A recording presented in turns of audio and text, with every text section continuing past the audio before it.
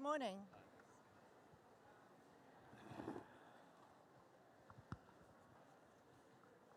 Good morning. Can you hear me? Yeah. Working. I'm Robin Scott. I'm co-founder and CEO of Apolitical. And it's a real pleasure to be here chairing this panel, which is uniquely qualified to comment on the topic of the day, the state of GovTech in Europe, at this really uniquely interesting conference.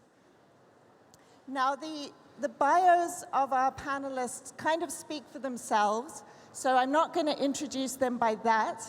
I'm instead going to introduce them by one fact that you won't necessarily find on their bio.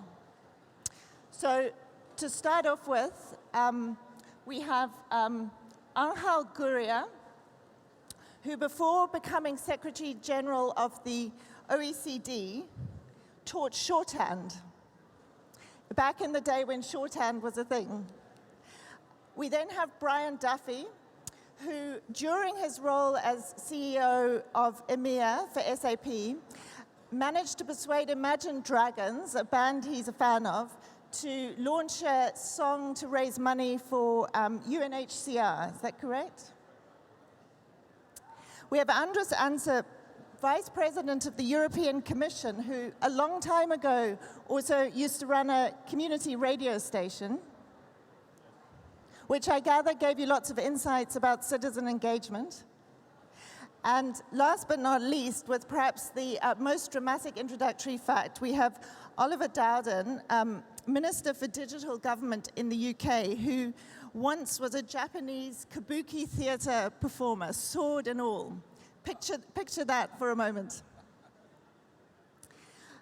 So before we start with hearing from our panelists on the topic, I want to quickly hear from the audience. So can you quickly put up your hands if you're in government? Great. Can you put up your hands if you're an investor? Can you keep up your hand if you've invested in a GovTech company in the last year? 3 hands in the audience. 4. Now can you put up your hand if you're in a technology company? Can you keep up your hand if you're a startup or an SME? There are more hands now, that's a bit confusing. Can you keep up your hand if you're a startup and an SME and you have a deal with government? Okay, so a few hands dropping. Final question, can you keep up your hand if you're a startup, an SME, and you have a deal with government in at least 2 countries? 5 or 7 hands left in the audience. Last 2 quick questions. 5 years ago, who here had, I love that the hands just are staying up, that's great. Who here had heard the term GovTech 5 years ago? Okay, 6, 7 hands. Who here has ever been to a conference that is specifically focused on GovTech? Maybe 25, 30 hands. So the answers to the first questions about investment deals made and deals with governments are pretty shocking, just a handful of you, but I think the answers to the second set of questions show how recent this topic is, how recently it's become a thing. So we're clearly only at the foothills of where the topic is going to go. So with that, I want to turn to our panelists and, before looking to the future, ask them about what topic, what GovTech application they're most excited about today. Oliver, would you like to start, please? Yes, thank you. It's okay. I think it's Can you hear me okay? It's fine.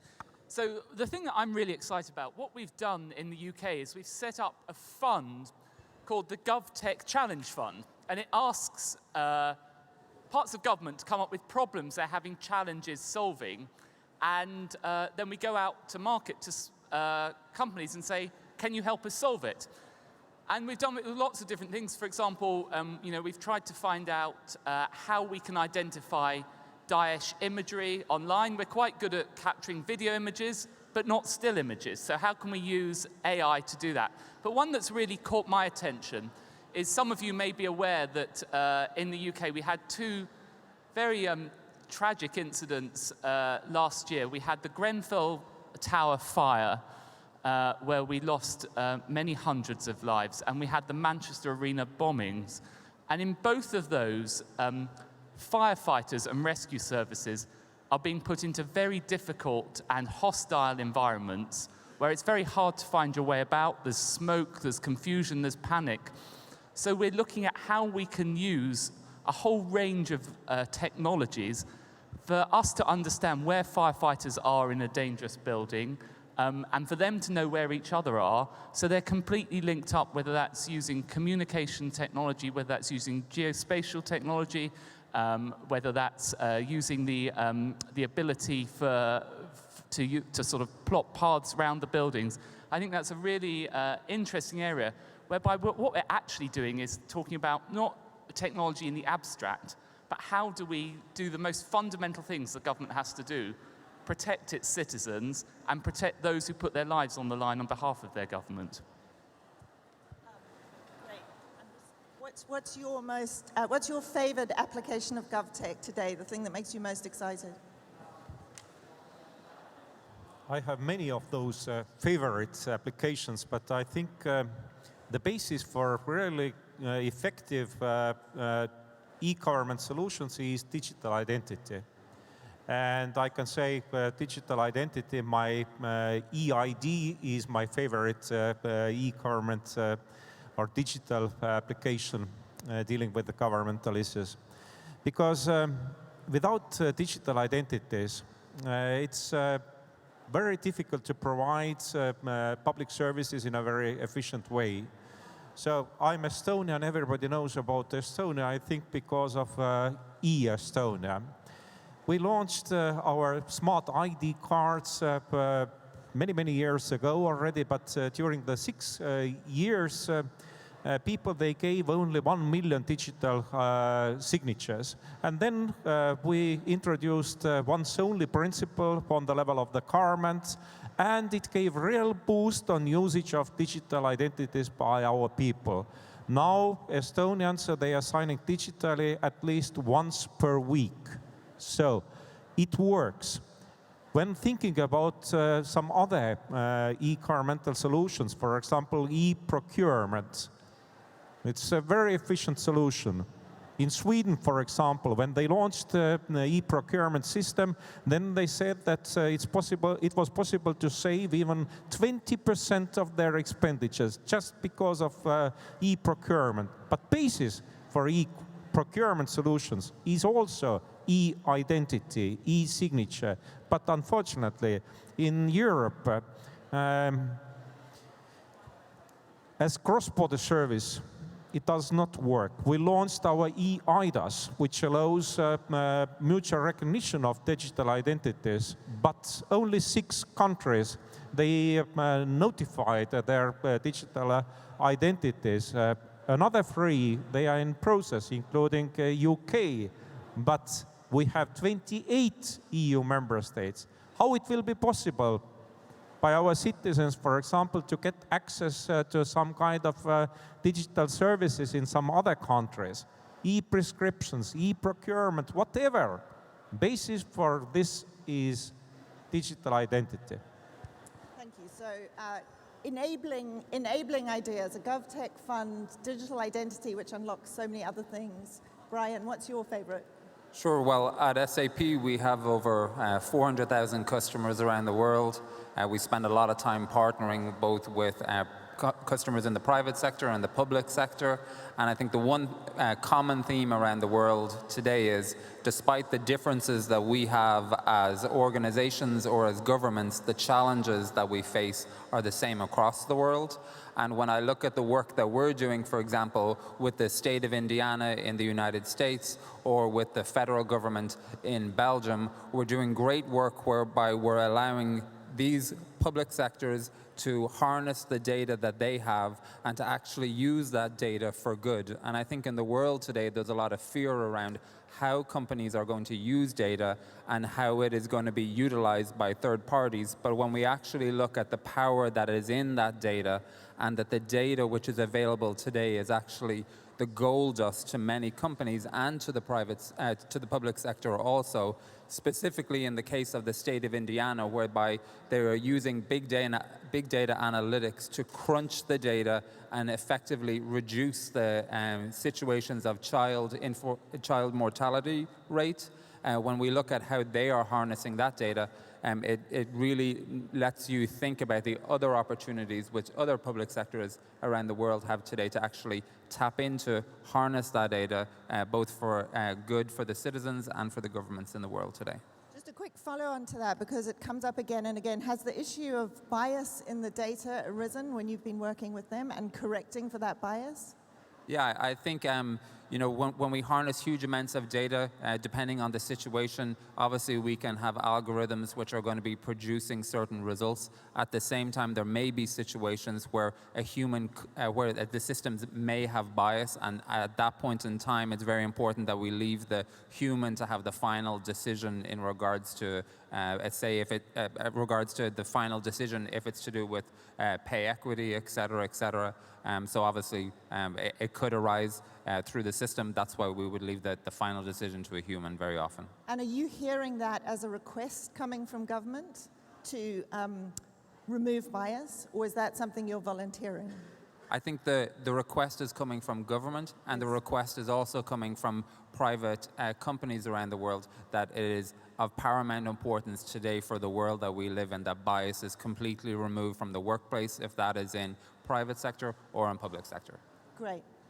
Angel, your favorite application of government? Well, favorite, I think this digital identity issue is nowhere better represented than in the case of India. 1.1 billion people given not only identities, but a life. You know, this is about existing, having a way in which you become a citizen, in which you exist, because it was not just a way of delivering services.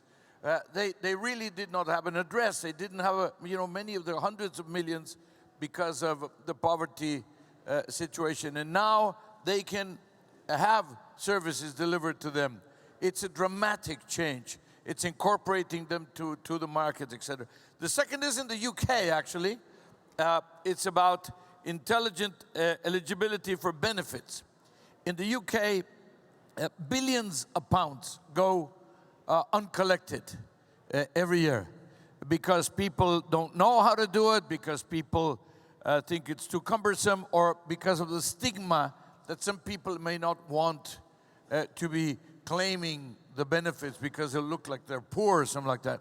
And then what happens is that there's now a way in which, through calculating their mean income, etc., it is possible to actually deliver directly, more or less automatically, the benefits.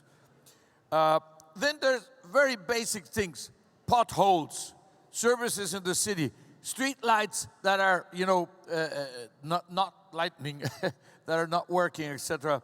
There is a very useful application that actually allows citizens to be reporting all the time, in real time, and then, of course, the cities will be able, to the extent they can, of course, to report. And then two very fast ones. Citizens Connect in Boston. This is about how I can help my neighbor, how I can help my brother, how I can help my sister, how they can help me. And this is an enormously important application in terms of creating synergies and creating a cohesiveness within society. And then last one, what is the single most important, most divisive issue in Europe today and in many other countries in the world? Isn't it migration? Well, the Swedes, who are very good at dealing with migration, actually have created an app called MobiLearn, which will accelerate the process of integration of migrants. So these are some, and they all have very, very important impacts on governance, on government, and on the quality of life of people. Super. From the glamorous to the least glamorous, which are often the ones that affect citizens most. So I'm next going to come back to the panel and ask them in tweet length to summarize, this is a big challenge, to summarize the GovTech application they're most excited about seeing in 2030, because this is obviously a future-facing conversation given where we're at with GovTech. I'll give them a moment for that. While we do that, can anyone in government here, has anyone in government here worked on any of the examples that have been given by the panelists of GovTech applications today? 1, 2, 3 people. Anyone in tech, maybe 4 people, anyone in the tech sector that's worked on delivering any of these favorite GovTech applications? 1, oh, great, about maybe 8 people, super. So, I'm afraid putting you on the spot, Oliver.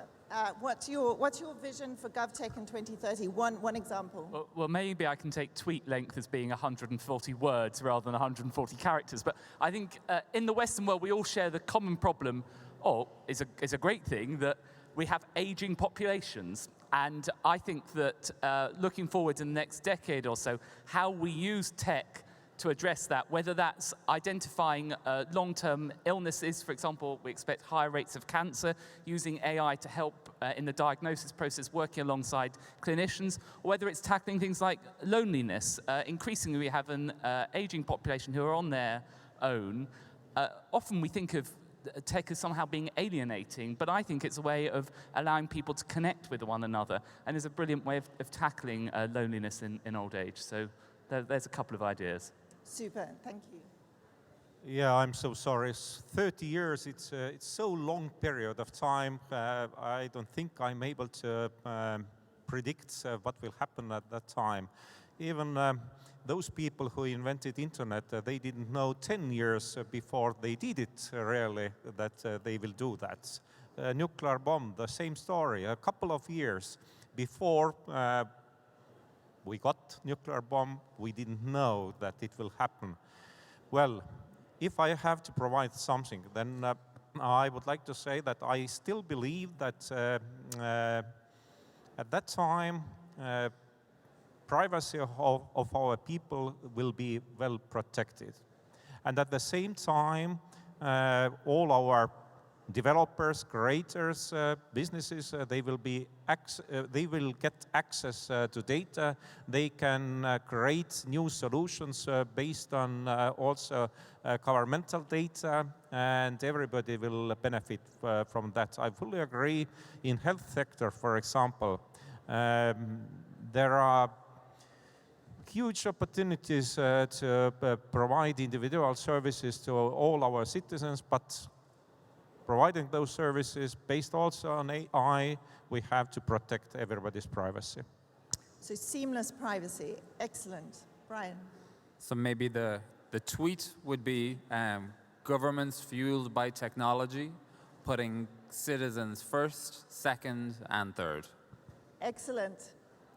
Almost a round of applause for that. You've distilled it to a tweet. Thank you. So, and I think the opportunity that exists today is to not for customers, both governments and in the private sector, to not think of the challenges that we have, but to look at the opportunities that we have, and to not implement that which is a best practice, but get out there and create the new standard. And when we look at the dot-coms that are started in the world, and they're started overnight, and they started in garages, and look where they go to today, that is the opportunity that exists today. But in order to do that, it involves an open mindset, an open culture, and very inclusive, where there is no bad idea at all. But truly, if the public sector embraces this, then the opportunity is there to completely redefine the citizen experience in the world today. So we'll come back to this idea of no bad idea, which I think is super important. Angel, your futuristic idea for government. for GovTech, rather? I would focus, again, like the minister, on the question of the delivery of public services. But he made a very important and very interesting commentary. He did not only say, how do we deliver health? How do we deliver, support services? He also said, how do we combat loneliness? And I would expect that in 2030 and beyond, well, we will have an app for everything. We're still talking to each other. So, very important. Talking to each other, excellent. And just a data point. So on our platform, on Apolitical's platform, loneliness is one of the top searches by public servants around the world. Massive and growing problem. So with no disrespect to Brian and others from large companies who here, obviously, if you look to other sectors, a lot of the innovation we need to get to these 2030 ideas has got to come from startups. Government is also, by design, because of its risk aversion, a particularly difficult organizational entity to work with if you're a startup. We have members at Apolitical from more than 140 countries, and we have yet to find anyone in government who says the incentives for taking smart risks outweigh the penalties for failure. So clearly, these structures need to change. And I'd like to just hear from the panelists now about how they could change, starting again with Oliver, who also calls himself the GovTech Minister. And in fact, we've just come from a breakfast conversation with some really quite good ideas around this.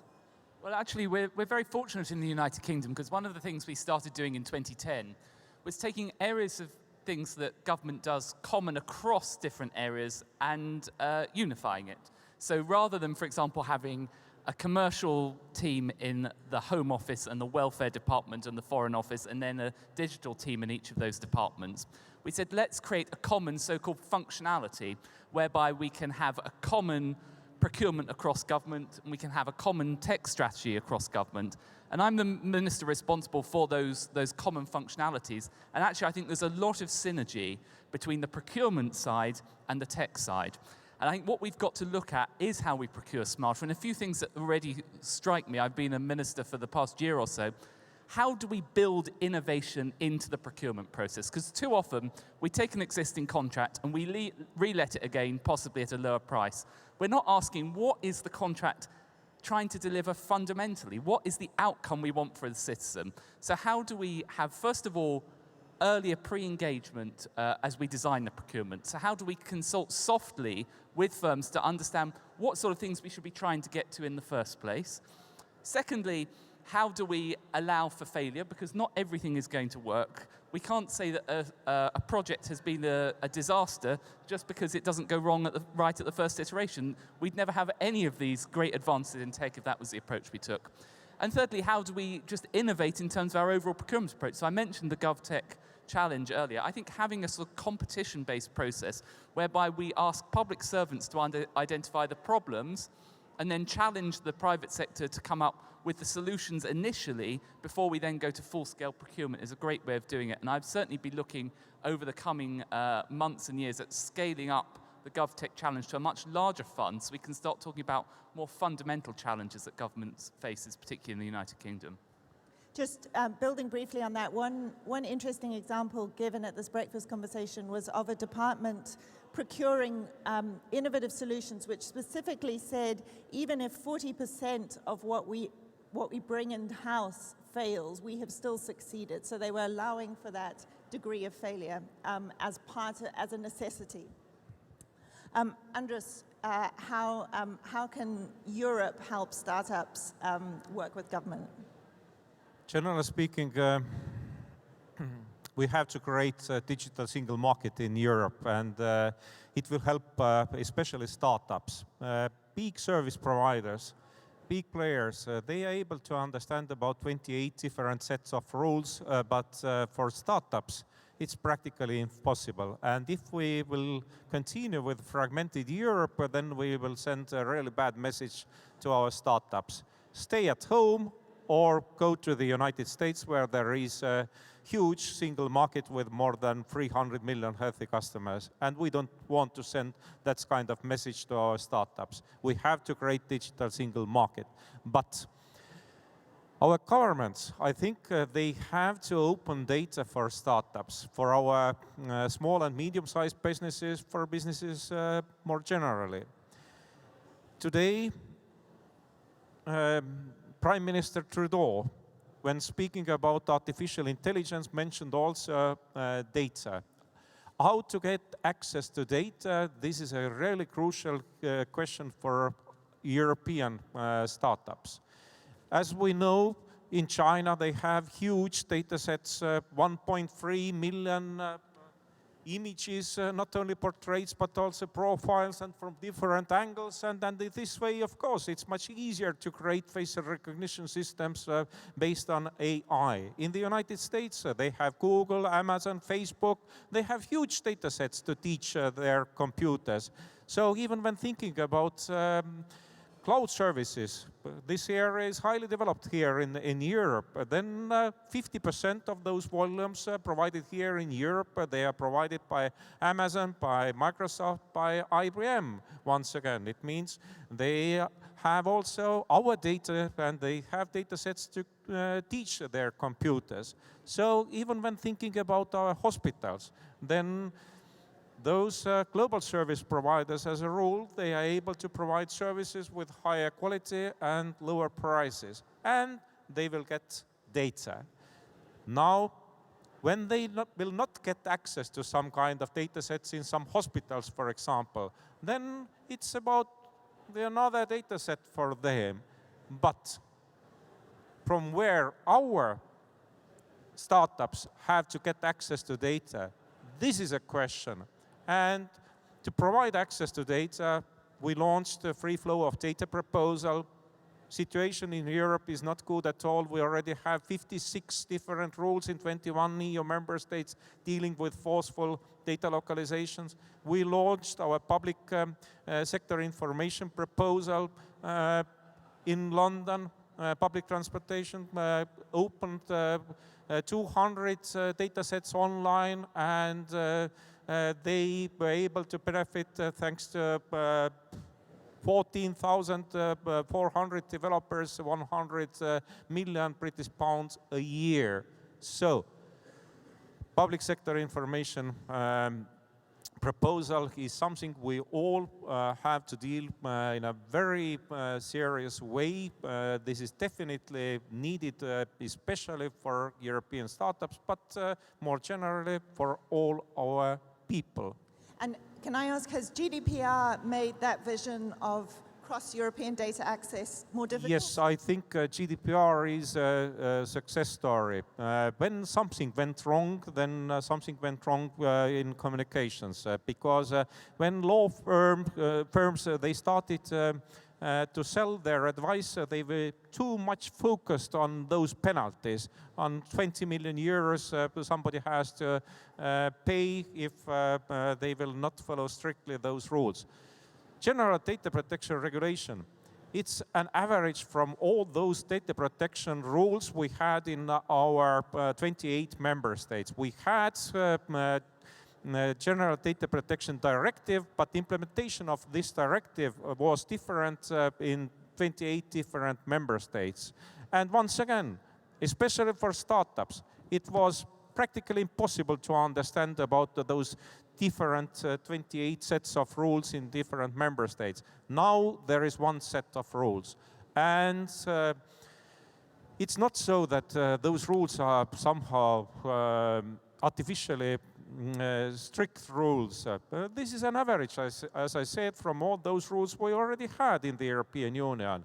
In some EU member states, they had to increase the level of protection of our people's privacy. But in some member states, in Germany, for example, in Austria, they had to lower this level of protection because not all the member states they were able to follow those standards they already had in some member states. I think General Data Protection Regulation is a good regulation, and it became already as a global standard. During the last year, it was mainly because of Cambridge Analytica scandal, I guess. 100 different countries, they got their first ever data protection rules, and mainly they just copied our general data protection regulation. Thank you. So I'm personally a fan of the principles behind GDPR for sure, but interested from the startups in the audience, which of you have found that GDPR significantly impacts or creates difficulties in your company? Okay, so a small minority. And who found it difficult to implement? Maybe something no one's willing to admit to. So principles are great, but I think that the devil is in the detail, and there's still some creases, perhaps. Brian, I'm going to come to you last, seeing you represent big business. Angel, can you talk a little bit about startups? And you mentioned in particular that inclusiveness and equality is something you feel very strongly about. Is there a role for governments to play as part of their procurement in incentivizing inclusion? Absolutely. And I'd say the first role of government when you're dealing with promoting startups is not to make it difficult for them to be born, not to make it difficult for them to develop and to grow. So all the regulatory barriers to entry, administrative burdens for startups, etc., those have to be reviewed and revised. Remember, this is the churn, what I would call the birth, the birth and the death rate of these companies should almost by definition be faster for them to actually do what they're supposed to do for an economy, for a society. And we should allow for that in our own regulations. Second, as Justin Trudeau said in his comments here, it doesn't happen spontaneously. So you should also help to create the conditions that will allow for greater, let's say, education and training, for example. You have 15% of the population, the workforce may be displaced from here to 2030. 32% additional to that may be disrupted. So you're talking about half of the population. You have to have a skills program, a training program. You have to have an education program to deal with that reality. Facilitating access to finance to new ventures. In Europe, it's a stigma to have failed. In Israel, if you haven't failed twice, they won't give you any support. So the logic in the United States, it's considered experience rather than a stigma. In my own country, Mexico, it is a stigma. So there you have a number of cultures that cut across, which are very different and will have, of course, different results. And they explain to a very great extent what is happening today. Who is ahead and who isn't? And that has a lot to do with public policies. Then the question of assuring a level playing field. What do I mean with this? There is a very clear bias in favor of the larger firms. Just like there is a bias for men, like most of the teams are made only of men. The whole software is made of men. as again, Justin Trudeau said, if you are going to have teams of one of a kind that are going to then try to change things, they're not going to change a lot. Here we have this issue that has to be done, but there's a bias for larger firms, making it more difficult for both the access and the growth of the smaller firms. And now there is this trend towards buying them up rather than letting them grow. And that, of course, is an issue. Of course, it's difficult to regulate that because it's voluntary. And last but not least, avoiding excessive costs of experimentation and failure.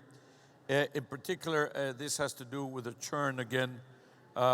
Bankruptcy procedures, if you apply the same bankruptcy procedure to a startup than you apply to a big, industrial manufacturing firm, you're not going to get a lot of them, and you're going to get a lot of zombie companies. Fantastic. So there's a very counterintuitive idea in that government should requests that startups applying to work with them have failed several times in the past. I think we've got a long way to go before we see something like that, but the principle is really important. So you kind of set it up for Brian there in terms of making big companies bad companies, which of course they're not. Brian, your company has billions in revenue. It has, I believe, 13,000 public sector customers globally, orders of magnitude more than the public sector customers of startups here. What can you do and what are you doing to help startups access the markets you access? Sure. So firstly, I would say, when we think startups, anybody thinks startups, you think cool, nimble, fast, agile. And that's why we need to invest in them. When you think of any of the large tech companies, including the great company that I work for as well, SAP, these were all startups at one point in time, and they were invested in by governments, by the private sector, and look at where they are today. It is the obligation, one, of governments to fund them, and sometimes that means to literally give them a place to work, a building in. It is the obligation of private sector companies like SAP, and we are doing just this, which is giving companies, startups, access to our technology and access to our employees and all of the IP that they have in order to allow them to develop and to grow. We're doing that right here in Paris and across the world as well. And the knock-on impact that has for us as a company in the private sector is huge, because in order for us to flourish, we need a very healthy ecosystem, and included in that ecosystem is these startups who sometimes are developing solutions which perhaps we as an organization and a large organization are not developing. But really it comes down to two things, which is the public sector and the private sector needs to be funding into these particular startups in order to make them the next great tech companies of the future. Can you give an example of a startup you're particularly excited about working with? Yeah, so we actually acquired a startup here in France, a startup which we had been funding and had given them access to our technology, which is Recast.ai in the artificial intelligence space. We also have an SAP IO Foundry here in Paris as well, and we have the same across other cities across all of Europe, where we're giving them access to our technologies to allow them to develop on top of SAP technology without having to pay big fees in order to do so. Great. Thank you. So I'd like to take a couple of questions from the audience. We've got a few minutes more. Can you please just say your name, who you represent, and keep it as, again, aspiring to tweet length, a short question. Any questions?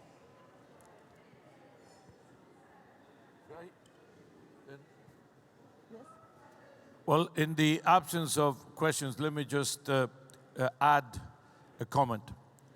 I've been speaking about policies, public policies, and a national digital strategy, a national digital analysis, national digital review. We would strongly recommend that countries individually and then as a region, as you say, when you're trying to create a single market, like in the European Union, analyze the national policies. Not every sector needs the same type of approach, the same time of depth, the same time of investments. And on the other hand, not every sector is susceptible to advance. And you need a lot more help in some sectors by the governments themselves. So where is the spontaneity? Where is the creativity going to take hold? And where is it that you really need public sector policies in order to help even the spontaneity be generated and then better serve society? That's it. That's a big open question. I just want, we have a question from the audience. Great. Could this gentleman at the front, could we get him a mic?